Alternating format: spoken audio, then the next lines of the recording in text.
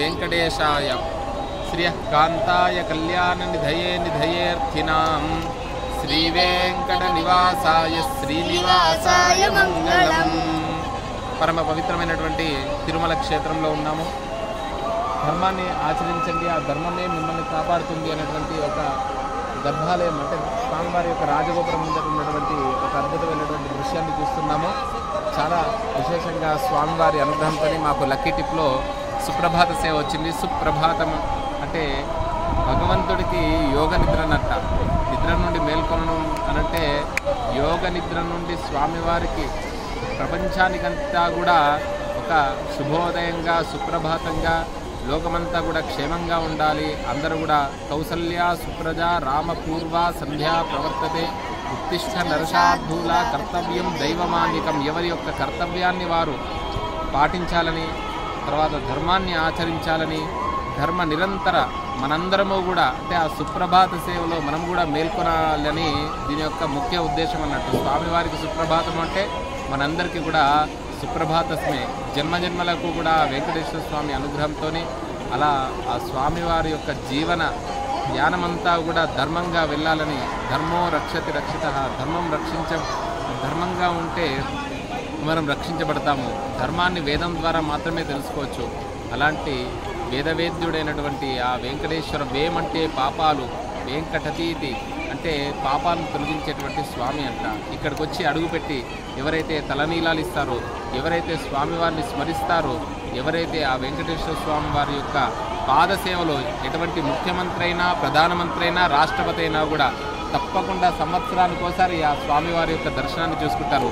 మాన్యుల నుండి సామాన్యుల వరకు కూడా ఆ కలియుగ ప్రత్యక్ష దైవం వెంకటాద్రి సమం స్థానం బ్రహ్మాండే నాస్తి కించన వెంకటేశ సమోదేవో నభూతో న భవిష్యతి అన్న విధానంగా ఇప్పుడు కూడా ప్రభుత్వం మారింది.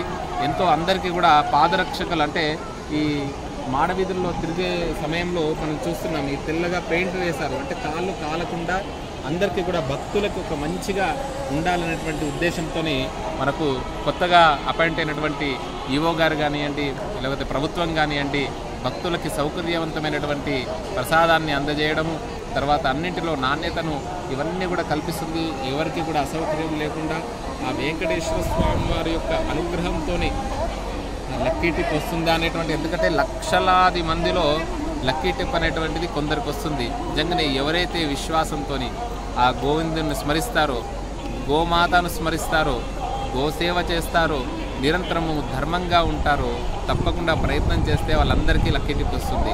మా కుటుంబం మేము చేసుకున్నటువంటి పుణ్యఫలం ఆ వెంకటేశ్వర స్వామి వారి యొక్క ప్రసాదమే మాకు జీవనానికి.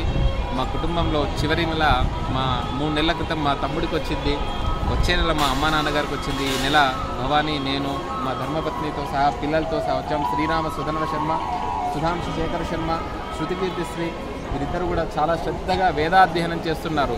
అంటే లౌకికమైనటువంటి చదువు ఉండాలి, దానితో ముఖ్యమైనదంటే వేదాధ్యయనం. ఇప్పటికీ వీళ్ళకి పూర్తి ఆరణ్యకము, మా హరిహర గణపాటి గురువు గారు ఆరణ్యకము, అదేవిధంగా బ్రాహ్మణంలో ఉన్నటువంటి ప్రధానమైనటువంటి అంశాలను వేదాధ్యయనం అనేటువంటిది చెప్తూ ఉన్నారు. వీళ్ళు శ్రద్ధగా శ్రవణం చేస్తున్నారు. అలాంటి వెంకటేశ్వర స్వామి అనుగ్రహంతో వీరికి కూడా ఆ మూలం వరకు అంటే స్వామి అనుగ్రహం అది పూర్తి కావడం, అలాంటి స్మరణ చేస్తూ ఆ స్వామివారి యొక్క అనుగ్రహాన్ని ఆశిస్తున్నాం. ఇక్కడ ఎంతోమంది భక్తుల్ని చూస్తున్నాం.